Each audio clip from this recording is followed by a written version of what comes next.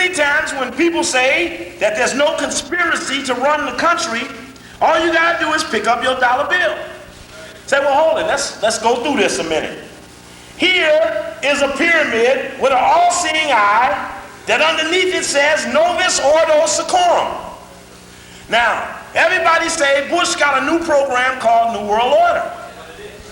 But how could George Bush in 1990 come up with a new program that George Washington put on a dollar bill in 1776? In fact, that Roman numeral up under there is 1776.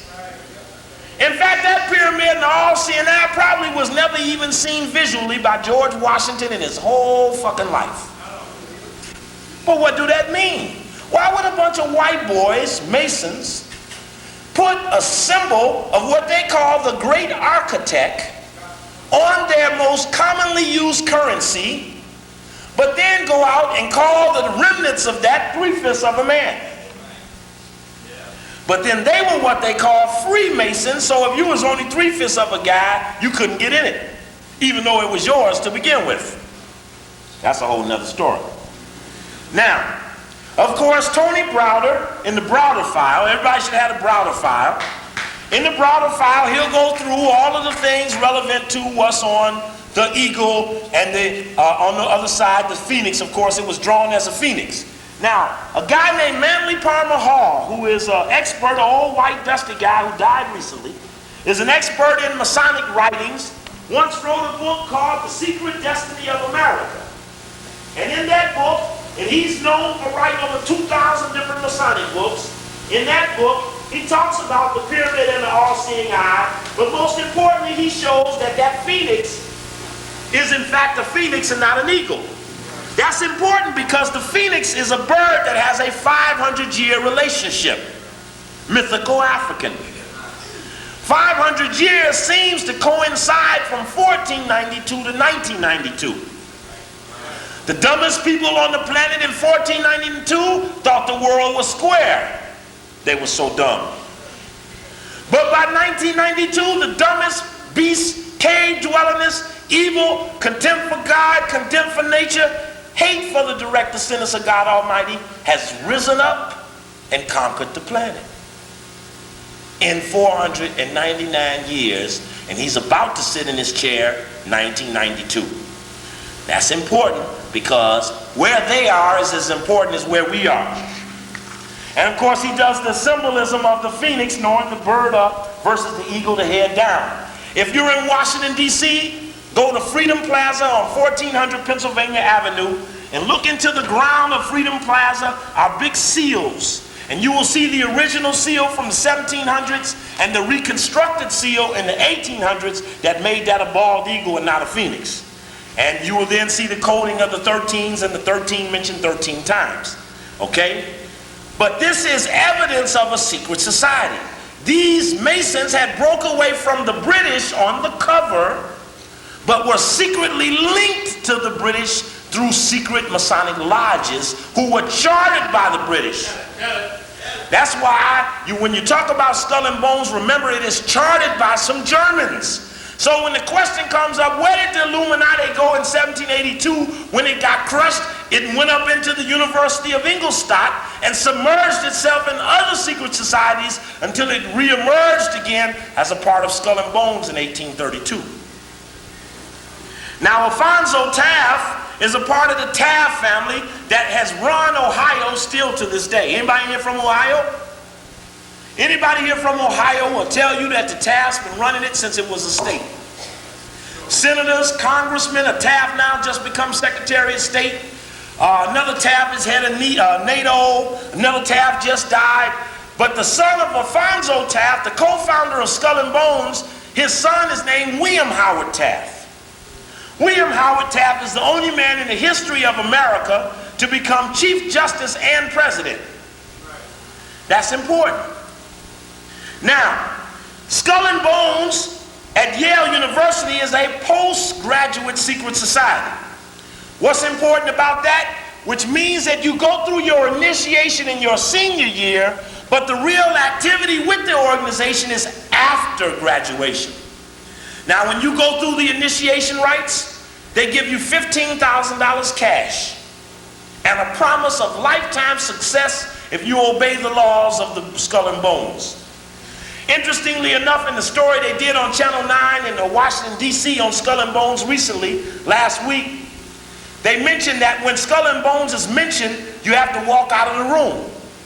So they showed Senator Bob Curry being asked about Skull and Bones, and he says, now, Senator, I hear when they mention Skull and Bones, you got to leave. He says, bye. Then they showed another time when a brother asked Bush, when he was sitting with a foreign dignitary, said, Mr. Bush, are you in Skull and Bones? And Bush looked right at him and he says, I'm not leaving the room.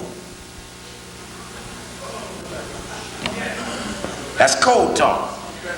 Now, sources on Skull and Bones. Best source, several. One book called America's Secret Establishment by a professor from University of California named Anthony Sutton.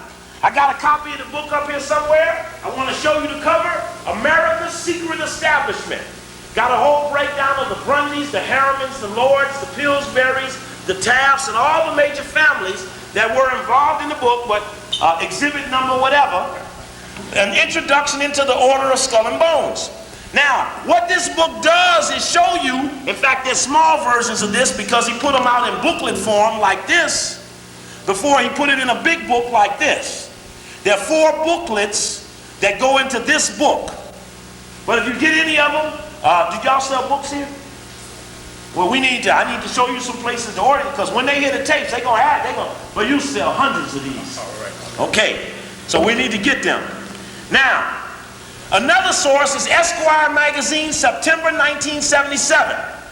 Article by a guy named Rosenblum. Of course, he's Jewish. He wrote an article called The Last Rites of Skull and Bones, something like that.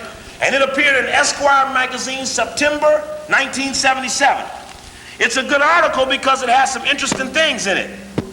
It mentions that also, besides laying in a coffin to do your initiation, after you lay in the coffin butt naked, you got to get out and jump in a pile of mud and wrestle with your fellow initiates, again, butt naked.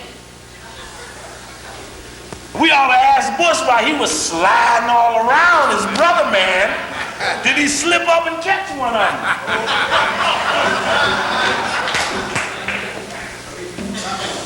We need to check that out.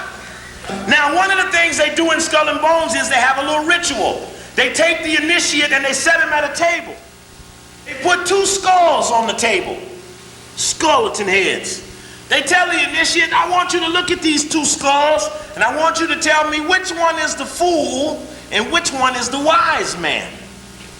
He said, after that, I want you to tell me which one is the rich man and which one is the beggar.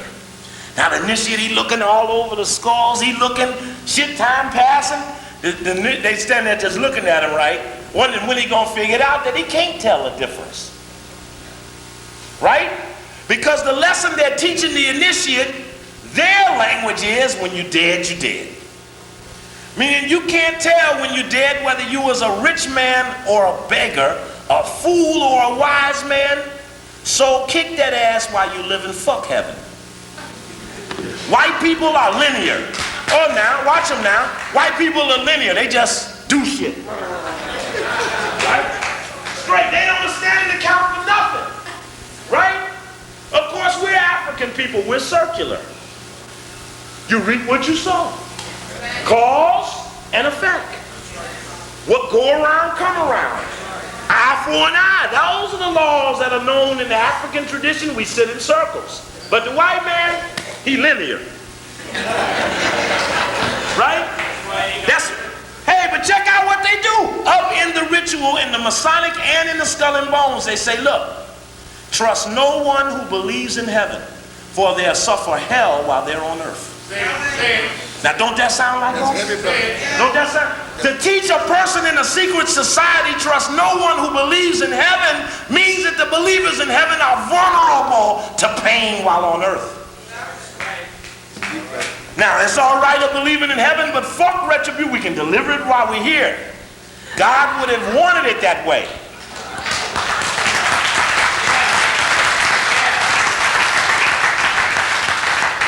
Okay, we did that one. Okay, 15 members in their junior year. When you're in your senior year, if you're picked as a junior, when you're in senior year, you become known as a knight. When you graduate, you're known as a patriarch. Now, a knight draws similar connections to something called the Knights of Templar. Now, we got to get into the Knights of Templar. They use the cross and they use the king's crown for symbols. Now, this is important because that'll lead you to a guy named Jacques de Molay. Now, let's get with it. Now, you got to do this.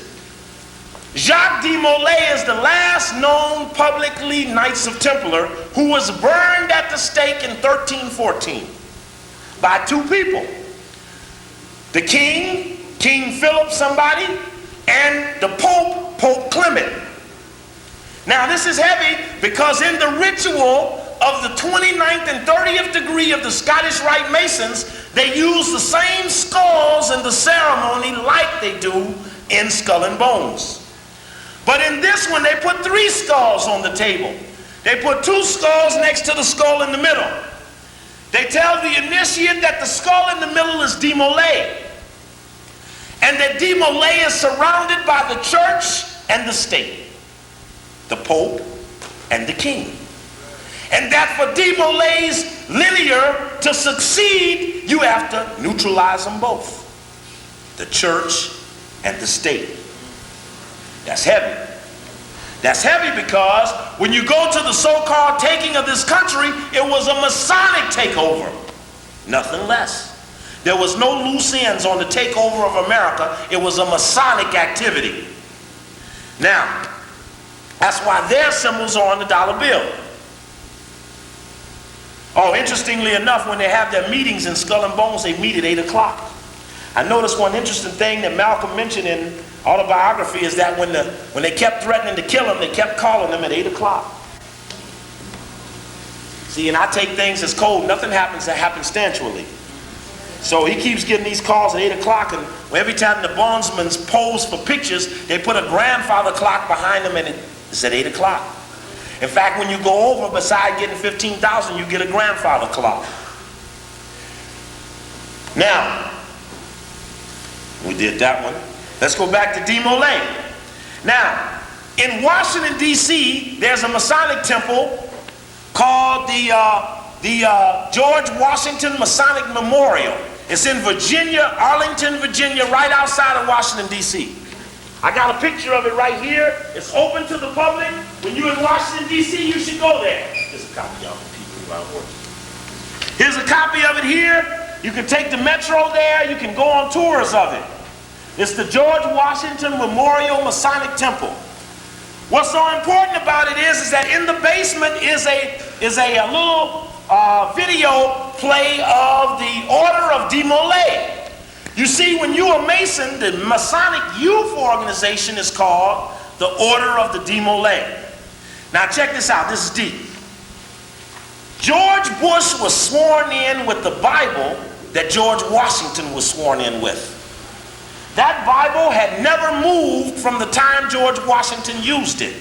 But the Bible comes from the Masonic Lodge in New York, St. John's Masonic Lodge.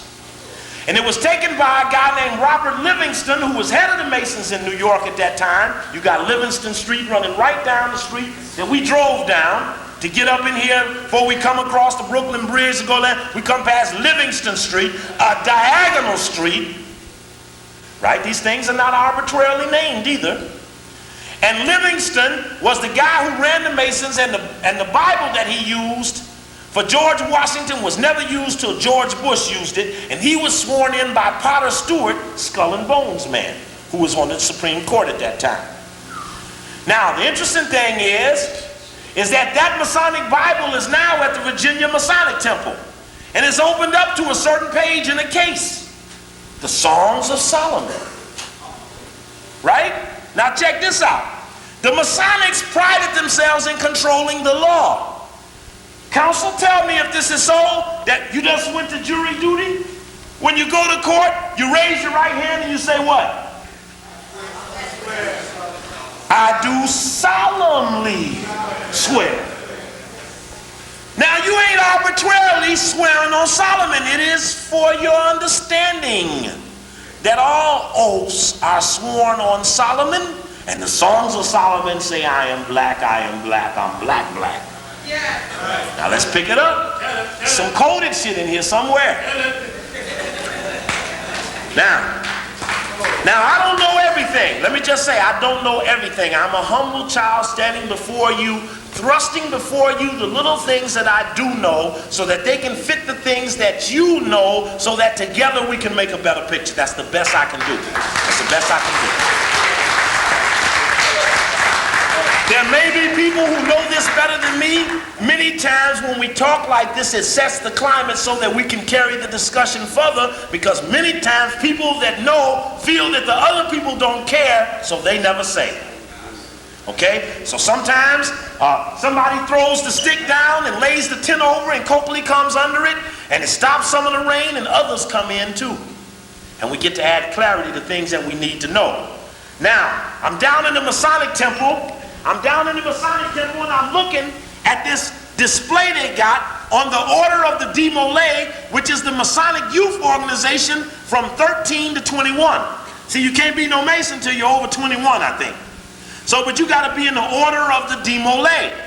Now, the Order of the Demolay has a picture of the youth that goes through the ceremony, and it says for their oath, I do so promise. But you look there, there's a blank where Solomon could go in it. See what it says, I do so, and then it's blank, and then it goes to the next line. See, since you just a shorty, you do so swear. When you become a longie, you do solemnly swear. And there's the picture of the Masonic youth in his little garb, saying before the table with the 3 books with the string around it, over a Bible, where they do their ritual. But isn't it strange that the Masons have a training ground for their youth, preparing to replace what they call themselves as the successors to the ancient Egyptians? See, somebody say, why you fuck with the Masons? Because when you read the white Mason stuff, they say they're the successors to the ancient Egyptians, but I don't know. I know it says the beginning and the end. I don't know about what they're talking about. I don't know nothing about that. In fact, Napoleon was a Mason. What did he do when he got to the Sphinx? Shut the nose off. But now that he's a Mason, it would make sense, since he wants to claim that was his thing when he knew it was your thing. 21 gun salute. Right on the nose. Michael did it at his own expense. Anyway, that's nothing. Anyway. Now what was interesting was that while I was there, and I looked at the little brochure of the Demolay, it says Demolay was started more than 70 years ago in Kansas City, Missouri. I said, oh, that's great. But just so happened my next speaking engagement was Kansas City, Missouri. I said, great. So I called my friend and said, hey, when I get there, we got to go on a mission. Now, anybody know, and I haven't done it here, I need help. I need to go around and put on videotape many of the symbols that are here in New York. Your city is Masonically coded, just like Washington, D.C., Chicago, L.A., Kansas City, Kansas City, Missouri. They all, Indianapolis, Lafayette, Indiana, they all Masonically connected by their street names, their meridians, their drives, where their Scottish Rite Temple is located. It just has to be decodified.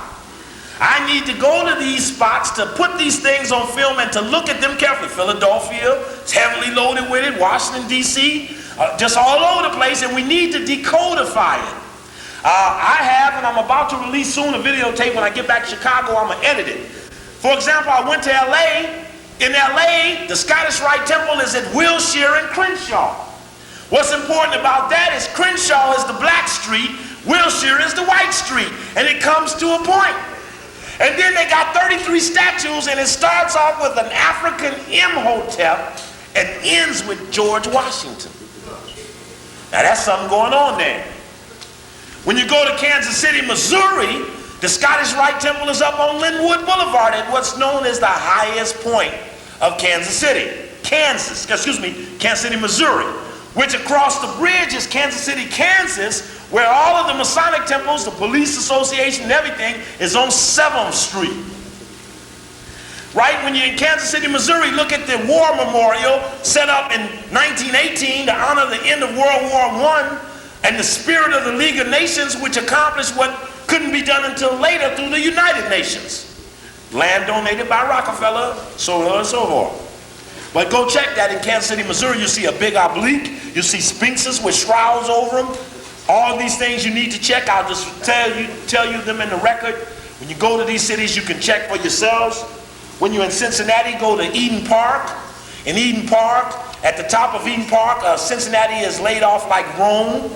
They got 7 hills there. Eden Park, it's got a statue in it donated from the mayor of Rome called Romulus and Remus, which is the little white babies sucking the bowels of the wolf for nourishment. And we know that the reason that milk don't go in our stomach is because we ain't no damn beasts. And because we ain't a beast, now I see they got some stuff called lactose calmer or something. You can eat this little pill and it'll help you digest beast milk. That's a whole nother dialogue. We gotta get into that. But anyway, Kansas City, you will see out near the airport. I told everybody, I asked Kansas City packed house, tell me what the demole is. Not one single black person in Kansas City knew what the demole was. But it's the training ground for the Masonic youths, and the black people in Kansas City didn't even know there was such a thing. So we go to the demole headquarters, and there it is laying there looking like a triangle with 3-step pyramid. We all in the windows beating on the doors. They're sitting there. We wanted all around it was all kind of Masonic stuff. But the people there were excited to start to get a handle on the decodification of the things that are right in their face, but without knowing the code, it's of no use to them. Now, this Masonic thing is interesting because in Washington, D.C., they have what's called the House of the Mother Supreme. The House of the Mother Supreme is the headquarters of 33 states. The Masonic Scottish Rite is drawn up into 33 states for the South and 17 states for the North. Now, why is that? I don't know. The 33 states in the South headquarters is right there at 16th Street in Washington, D.C. Of course, everything there is coded. The steps go 3579, their phone number 3579. When you walk in, you look right on the lights. Every light got a picture of Hermes on it. You say, who that? They say, oh, that's Hermes. They say, in fact, we got a room downstairs where the documents are hermetically sealed. Now, Hermes is stealing some African stuff. But they, of course, manipulate these things. In fact, they had one room down there, interestingly enough, had a gate on it. They wouldn't let us in it. And I'll show you right in the book, the room has a gate on it. They won't let the public in it. And if you look at the room, you can see it's got bars around it. It says, let no one ignorant of geometry enter my doors. Of course, geometry and Pythagoras and the theorem and all of that has something to do about the things they be doing. That's what it says around there, let no one ignorant of geometry enter my doors. I said, what's in there? He said, all our hermetically sealed records. Of course, they call Hermes the bearer of light. And that goes to a whole nother thing. Interestingly enough, here's the front of the temple. The temple is built upon the symbolism of the Temple of Solomon. In fact, many of them Masonic temples, and they got 33 columns going around the building. Each column is 33 feet high. They got 2 shrouds, two major sphinxes in the front, and they mention that the 2 monumental sphinx placed at the left and right of the uppermost flight of stairs guard the temple's door. Symbolizing wisdom, the one on the right has half-closed eyes and serene features. Symbolizing power, its mate to the left has a wide-open eye and an alert, determined aspect. Rising above the sphinxes are 33 columns, each 33 feet tall.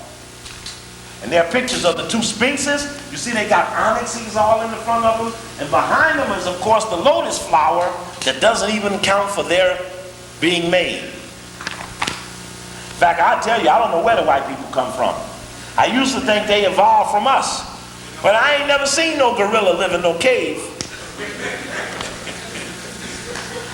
I ain't never seen that. Gorillas still don't eat meat. He ate dog, cat, rat, wife, child, anything he get his paws on.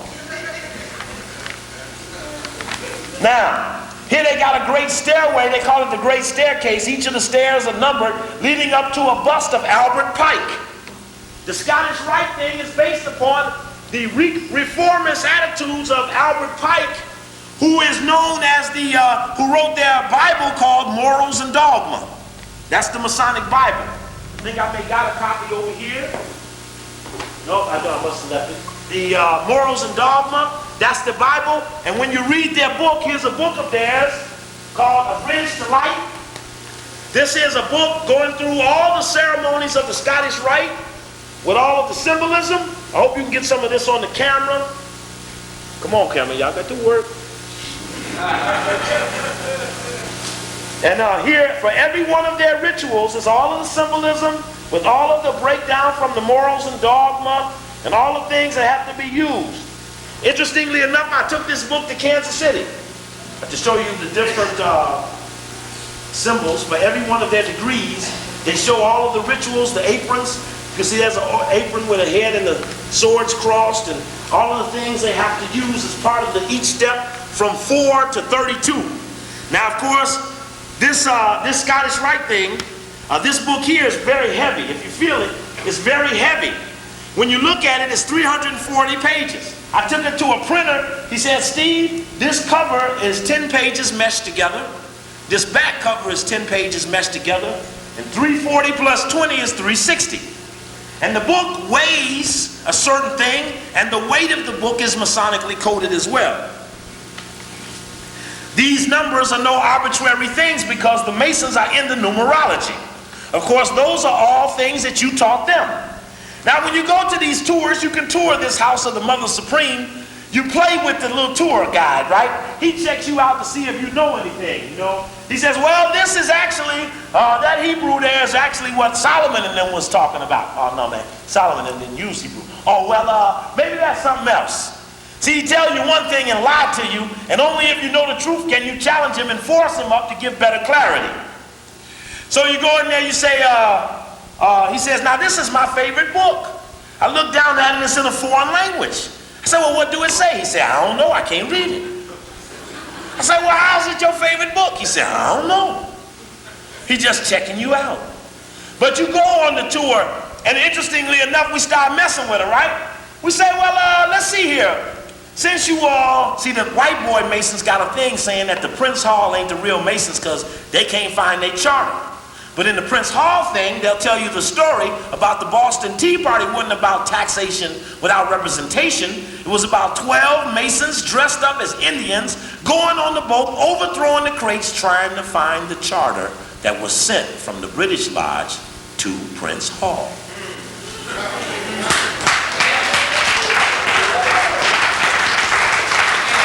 But you will have to sit with your Prince Hall Mason so that they can clarify those stories for you. So they try to say that Prince Hall ain't legit because he ain't got no charter. So we say, well, hold it, white boy, how far you done trace your charter back? See, then he get you challenge him. He said, well, actually, we're all the way back at 735 with St. Augustana going backwards. I said, well, when you finish, we'll see you when you get there.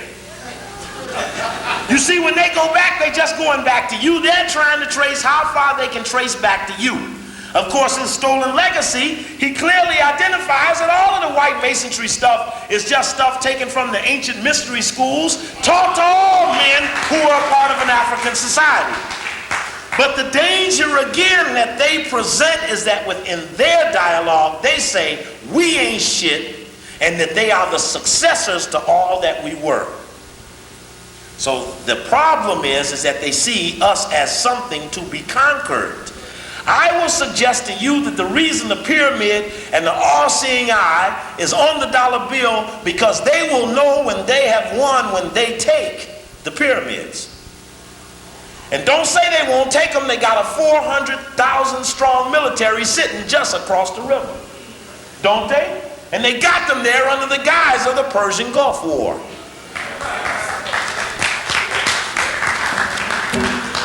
Now, interestingly enough, when you go to that 29th and 30th rite of the Scottish Rite, you get into the order of De Molay and the things that they say about the ritual process between De Molay, the prince, and the Knights of Templar. This is all very important. This book is called A Bridge to Light. And the Masons say that this rainbow is an important symbol of Masonic activity. I said, boy, I can't wait to ask Jesse about why he picked the Rainbow Coalition when the rainbow means something especially Masonic. And they even put it right on their book, A Bridge to Light, which is an $8 book you can get when you go to the temple. Now, when we went to the temple, we were asking for all kind of books that they didn't want to sell us. See, when you come in, they say, are you a Mason? We said, oh, no, we're not. In fact, we say very clearly, we're of a higher order. See, I use on my logo something that looks like an eye in the keyhole. So when they get to talking stuff one way, we just show out and say, oh, no, we're from a higher order. They get to, well, what's that eye? When they into these eyes, they be watching you when you start doing things beyond what they understand. So you just flash it and pull it back. Right? And out in the back, you will see my button, Steve Coakley naming names. You'll see that eye faded in the background. Now I have a black eye that I don't have many more of. I think that are all gone, but when we start giving away that free food from them greenhouses that are just about to become in harvest, that anybody with that black eye gonna get some free food before we then start to use the food in other ways. But we'll talk about the greenhouse system too, because for the cost of a used car, you could feed a neighborhood, right? And we don't feed each other. In Africa, starving, but for the cost of $12,000, we could build a solar power system that could use Ra, the hottest damn thing burning all in Africa all day long, and put up so much electricity in the middle of the desert that we could export the electricity in a power cell. But that's a whole nother subject, because you say, you ain't got no fucking solution. When you lay this shit right out there and tell them how easy it is, they say, well, why ain't nobody done it? Because ain't nobody trying to win the damn thing. See, we all struggling, but we ain't trying to win. This is based upon trying to find the moment when we can get the beast, which by itself is very strong, well-planted. We know well-strong, well-planted with the tanks and the cruise missiles and the what's that thing, self-bomber and all of that. We know well-planted, he's difficult to beat. But we also know that we can so instigate him that we can get him all wild and woolly and up on his legs and hinds and all wild, so that it would just take something simple just to push him over once we've sucked him up off of his legs.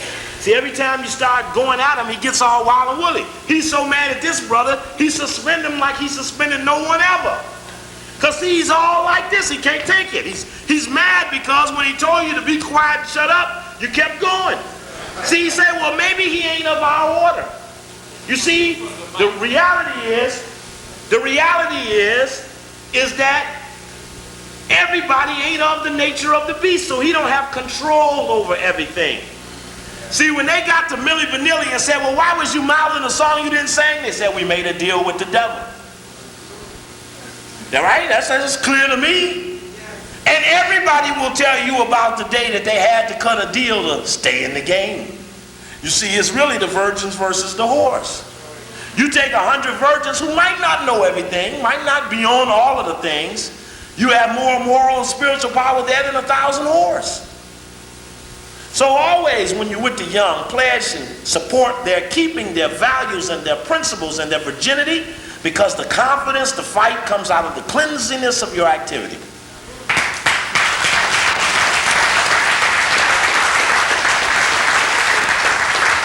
Now, in the house of the Mother Supreme is a room for the astronauts. They got an astronaut room there. And they got replicas of the flag that the dude took and put on the moon. The flag of the house of the Mother Supreme, he put it on the moon when he went up there. Remember when they did that one small step for mankind shit? He put the Masonic flag on the moon. And they got a copy of it in that house of the Mother Supreme. But they also got a J. Edgar Hoover room there. Now that's very important, that in the Masonic temple, house of the Mother Supreme, is a J. Edgar Hoover room, because Hoover was a 33rd degree Mason. But we also remember Hoover for running the Coin and Tell program that had him monitoring the rise of a... Because as a Mason, he know it ain't a white one. Okay? Now, all the entry-level Masonic books all carry blue covers. Because the lower lodges of Masonry, 1, 2, and 3, are called the blue lodges. But we know that the Masons pride themselves in control of the law, so they also infiltrated heavily law enforcement. All of the police units are called blue lights.